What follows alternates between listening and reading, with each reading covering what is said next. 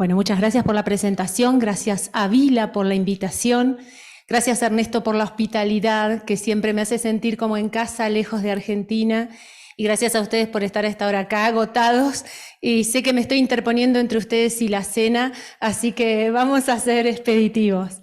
Vamos a hablar de presentación tardía. Esta es la agenda de la presentación, una muy breve introducción, ya que sé que se han visto algunas diapositivas en presentaciones previas.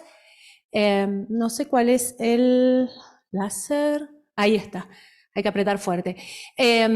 Presentación tardía, definición, factores de riesgo, prevalencia.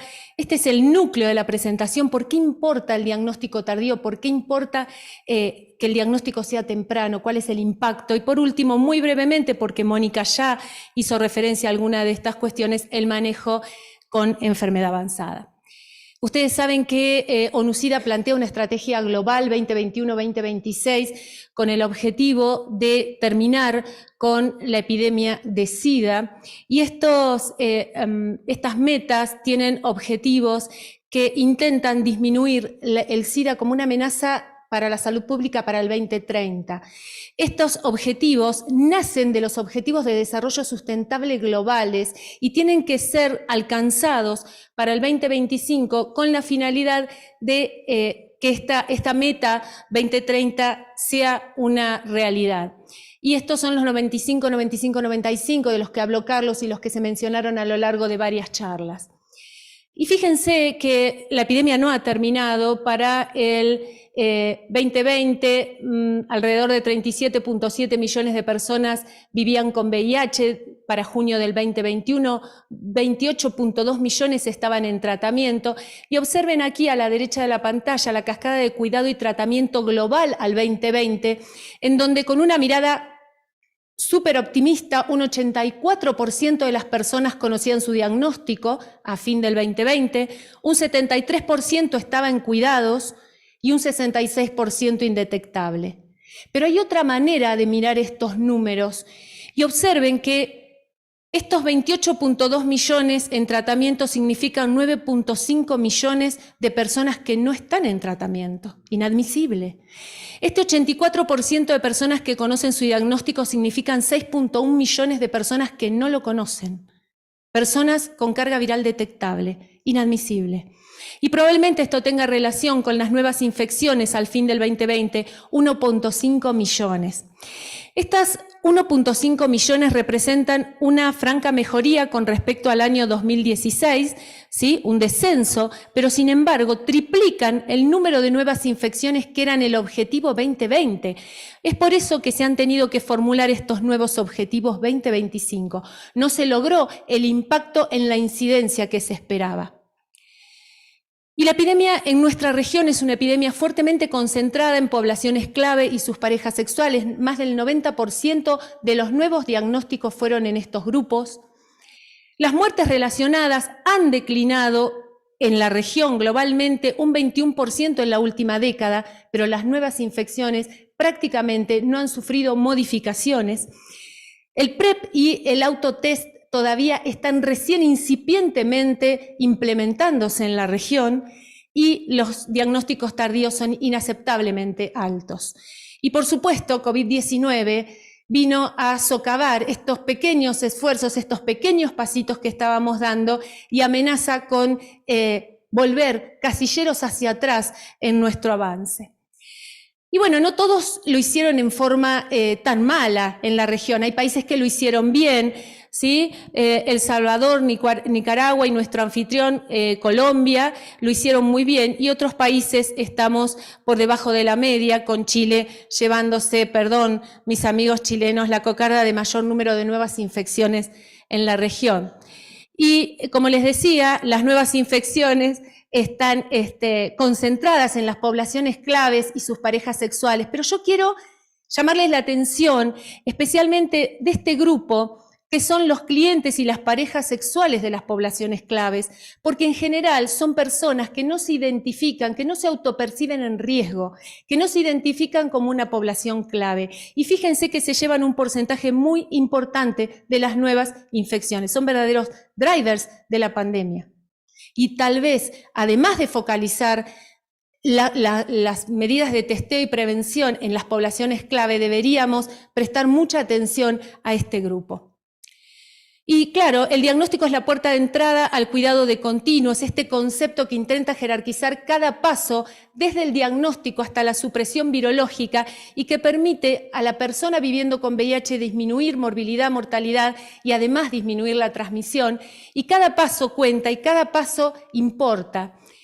Porque el diagnóstico ha mejorado desde el año 2005, por no poner años más atrás, ha mejorado realmente y ha habido un importante incremento en el testeo, sobre todo asociado a la prueba implementada por el proveedor de salud. Pero sin embargo, al 2020 las metas, así como no alcanzamos las metas de incidencia, las metas de testeo tampoco se alcanzaron y hay nuevas metas para el 2030. ¿Sí? Y por supuesto, como les decía, la pandemia COVID ha impactado en el testeo, como en todos los servicios de salud, en VIH y en otras patologías, por supuesto. Y observen en este informe de OPS 4.000 diagnósticos menos en el primer semestre 2020 con respecto a 2019. Y observen en este gráfico de ONU-SIDA cómo han caído los testeos en todos los países de la región, en algunos muy marcadamente como Guatemala, Honduras y Perú. Entonces, COVID-19, como decía mi abuela sobre llovido mojado, vino a empeorar una situación que ya no estaba tan bien. Y para presentación tardía, diagnóstico tardío, presentación con enfermedad avanzada, necesitamos definiciones para poder medir la efectividad de las medidas de salud, necesitamos definiciones para evaluar tendencias a lo largo del tiempo, para identificar factores de riesgo, para permitir comparaciones. Son buenas las definiciones. Y entonces vamos a definir presentación tardía, y esto no lo digo yo, lo dice un consenso, como el que se presenta a cuidados con menos de 350 CD4. Esto representa una medida de la eficiencia de las políticas de testeo. Pero algunos autores, muy acertadamente, diferencian además a los presentadores tardíos al diagnóstico, los late testers, de los que se presentan tardíamente al tratamiento. Los primeros, los que se diagnostican tardíamente, son los en donde falló la política de testeo. Pero los que se testearon y comenzaron tratamiento tardíamente, ahí falló la vinculación. Por eso, medir esta diferencia entre los presentadores tardíos importa, porque refleja deficiencias diferentes en los cuidados, en las políticas de cuidados de la salud. Y a su vez, la enfermedad avanzada es aquella que se presenta con menos de 200 CD4 al momento del diagnóstico o tratamiento, o bien con un evento marcador de SIDA. Esto es ya el fracaso de los programas de testeo y prevención, y además señala pacientes que requieren un manejo específico. Son pacientes que necesitan urgentes medidas de mitigación porque tienen muy pronunciadamente deficiente su inmunidad. Y esto también representa el fracaso de las políticas de testeo y prevención. Algunos grupos están a riesgo especialmente alto de ser presentadores tardíos. Y algo de esto habló la doctora Torman hace un ratito, pero observen que en varios trabajos los hombres, las personas mayores, especialmente ponen el punto de corte en mayores de 50, lo cual les aclaro me tiene muy ofendida, porque cuando daba esta charla pre-pandemia tenía 48, 49, ahora tengo 52, la verdad me tiene totalmente ofendida, pero bueno, tanto los hombres como la edad mayor, como la transmisión de heterosexual se ha asociado estadísticamente con presentadores tardíos. Y observen en este trabajo europeo bastante reciente que en realidad son las mujeres las que se presentaron más tardíamente. Sí, nuevamente, los mayores de 50, los heterosexuales y los migrantes, sobre todo de África. Así que realmente grupos en riesgo. Y quiero focalizar específicamente en la edad avanzada como un factor de riesgo. Observen este trabajo de Amy Justice que muestra en datos de nuestra región, América Central, Sudamérica y Caribe, los que se presentaron tardíamente al diagnóstico, los que se presentaron tardíamente al tratamiento.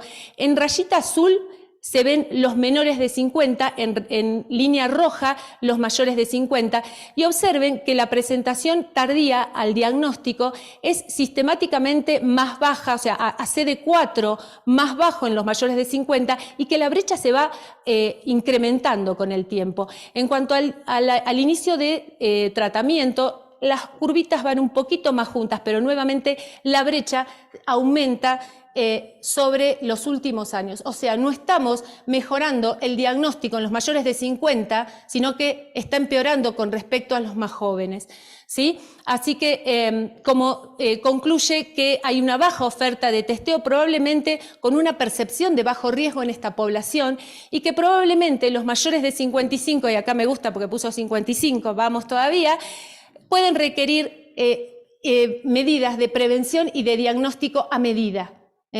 Tal vez este grupo requiere, y nosotros que estamos encaminándonos en escribir un documento de prevención para la región, tal vez deberemos tener en cuenta esta población en riesgo. Y estos son datos de nuestro taller.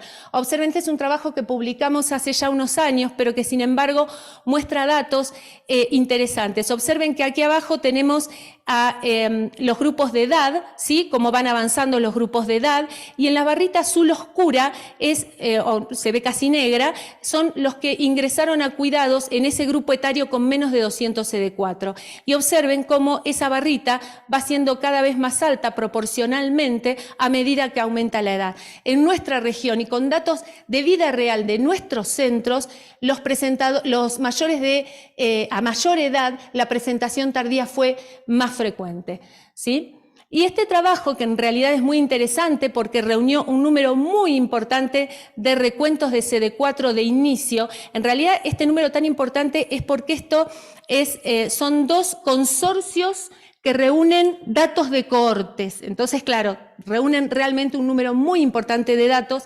Observen que son datos de 55 países entre 2002 y 2015. Muestra que entre esos años, 2002 y 2015, la presentación con CD4 ha mejorado en porcentajes muy importantes en esta estratificación por países de ingresos bajos, de medios bajos, medios altos y altos. En todos los estratos de países ha mejorado, pero lo triste de la cuestión es que aún en 2015 ninguno de los estratos de países supera 350 células, o sea, siguen siendo presentadores tardíos. ¿Sí? Y vamos a ver muy rápidamente algunas regiones. Fíjense, África, ¿sí? Van a ver en color azul oscuro hombres con menos de 200, en celeste hombres entre 200 y 349, en rojo mujeres menos de 200, en rosa mujeres con entre 200 y 349, y observen que sí ha disminuido la presentación tardía, sin embargo, un 42% de los hombres sigue llegando tarde al diagnóstico. En Asia y el Pacífico, observen en estos datos de ONUCIDA, barrita amarilla clara, menos de 200, amarilla más oscurita, menos de 350, y observen que la línea que cruza así verticalmente, todo el gráfico es el 50%. Muchos países pasan el 50%, ¿sí? Visualmente lo pueden ver con infección diagnosticada con menos de 300 CD4. Y observen que algunos países, incluso los de menos de 200, pasan el 50%. O sea, tienen más del 50% de enfermedad avanzada al diagnóstico. Y por último les muestro datos de Europa sobre 39.204 datos de CD4 de inicio, 48.4% presentación tardía. Y una mortalidad, 9 veces la probabilidad de la incidencia de desarrollar enfermedad SIDA. Así que observen que esto es un fenómeno global. Nuestra región, este gráfico lo mostró hoy Gustavo, algunos países con hasta un 40% de presentación tardía. Algunos no lo están haciendo tan bien, según datos de ONUCIDA, algunos como Uruguay lo estarían haciendo bastante mejor, ¿sí? Y observen entonces que este es un fenómeno que ocurre en África, en Europa, en Asia, en América, y en mi país, según el último boletín, 30% de los pacientes llegaron al diagnóstico con menos de 200 CD4. Nuevamente, cifras globales, regionales y en mi caso nacionales inaceptablemente altas. Algo tenemos que hacer.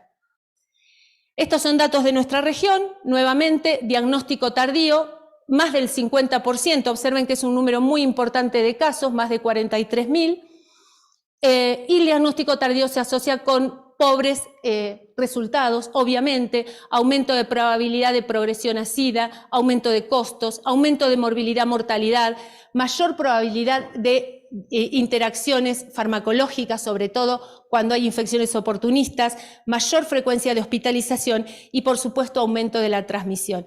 Y observen en este gráfico de CDC que muestra cómo las personas que no están diagnosticadas o aquellas que están diagnosticadas pero no están en tratamiento son el 80% de la causa de las nuevas infecciones. O sea, 8 de cada 10 nuevas infecciones tienen relación con personas no diagnosticadas o diagnosticadas y no tratadas. Y son justamente estas personas a lo largo del continuo de cuidados las que tienen la mayor probabilidad de transmisión. No solo resultados negativos para la persona viviendo con VIH, sino también para la salud pública. Y acá vemos también algunas consecuencias del diagnóstico tardío. El grupo 1, que son los de menos de 200, son los que más probabilidad tienen de gastar en tratamientos y profilaxis de infecciones oportunistas, en tratamientos en internación, en departamentos de emergencia, en, nuevamente, bueno, tratamientos de infecciones oportunistas. Son los que más, algo mencionaba Carlos, pierden años medidos en calidad de vida, menor probabilidad de vida libre de HIV y, por supuesto, son los que llevan adelante la epidemia. Y los CD4 de inicio son inversamente proporcionales a la probabilidad de sobrevida. A menor CD4, a mayor probabilidad de muerte, o sea, inversamente proporcional a la probabilidad de muerte, ¿sí? Y también la recuperación inmunológica es menor cuando se inició el tratamiento con menor número de CD4. Este trabajo muestra lo mismo, a menor número de CD4, es un trabajo de nuestra región, 7 países de América Latina, menor probabilidad de sobrevida. Y este trabajo lo mostró recién Mónica, es el trabajo de Paco Belanzarán, que mostró cómo en el primer año la probabilidad de muerte es mayor, el riesgo atribuible de muerte es mayor en aquellos que se presentan tardíamente. OMS recomienda un paquete de intervenciones destinados a disminuir morbilidad y mortalidad por las principales infecciones oportunistas. No voy a ahondar en esto porque mucho habló recién la doctora Torman, pero básicamente habla de iniciar rápidamente tratamiento, intensificar las intervenciones de adherencia, detectar mediante test rápido, el point of care es lo que viene, antígeno criptococóxico, y en ese caso iniciar una terapia preventiva. Y observen que con respecto al tratamiento antirretroviral hay poca información, pocos trabajos de cuáles son los mejores tratamientos en los pacientes con enfermedad avanzada. Este trabajo se presentó en CROI el año pasado y comparó los distintos tratamientos antirretrovirales y la sobrevida de los pacientes, y llegan a la conclusión de que la menor mortalidad y la menor tasa de discontinuación se asoció al tratamiento que inició, como era de sospechar, con inhibidores de integrasa, pero hay que demostrarlo, y sobre todo a Victegravir y a Dolutegravir. Para ir terminando, les cuento que algunas cosas podemos hacer por mejorar esta situación. El autotest desde el año 2016 es una recomendación de OMS como una forma de testeo adicional a las políticas de testeo ya existentes, pero sin embargo ha tenido una implementación escasa en nuestra región.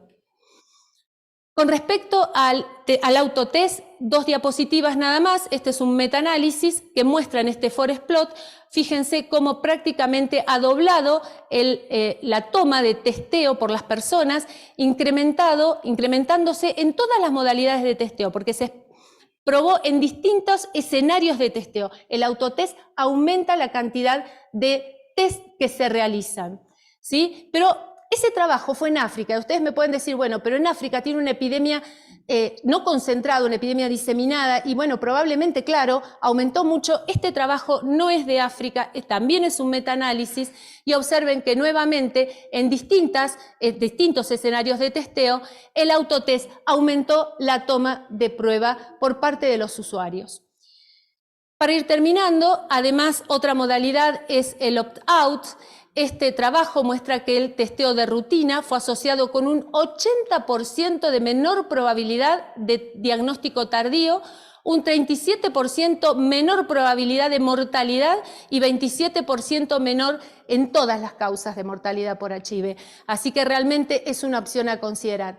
Y por último, recordarles que probablemente lo que viene son las pruebas en el point of care ya disponibles en muchos países, no solo para el test, sino también para carga viral y CD4. Y si bien CD4 se dejó de utilizar como una medida de parámetro para el inicio de tratamiento, le iniciamos a todos independientemente de los CD4, tener esos CD4 en esa primera visita nos ayuda a diferenciar los pacientes que requieren un enfoque diferente, aquellos que tienen enfermedad avanzada y que, como vimos, es algo inadmisiblemente frecuente. Para terminar, la prevalencia prevalece alta en el mundo y en América Latina, representa una de las mayores barreras a alcanzar los objetivos de eliminar el SIDA para el 2030. Mejorar el acceso a la salud y el diagnóstico temprano siguen siendo desafíos globales, no son solamente desafíos de nuestra región y deberían ser considerados objetivos primarios en las políticas de testeo de los países. El paciente con diagnóstico tardío requiere un manejo especial y medidas especiales, y la presentación a cuidados en forma adecuada y temprana probablemente prevenga mortalidad y transmisión, pero debemos recordar que las barreras al diagnóstico tienen fuertes determinantes sociales y culturales y que muchas de ellas representan inequidades sociales. Bueno, muchas gracias.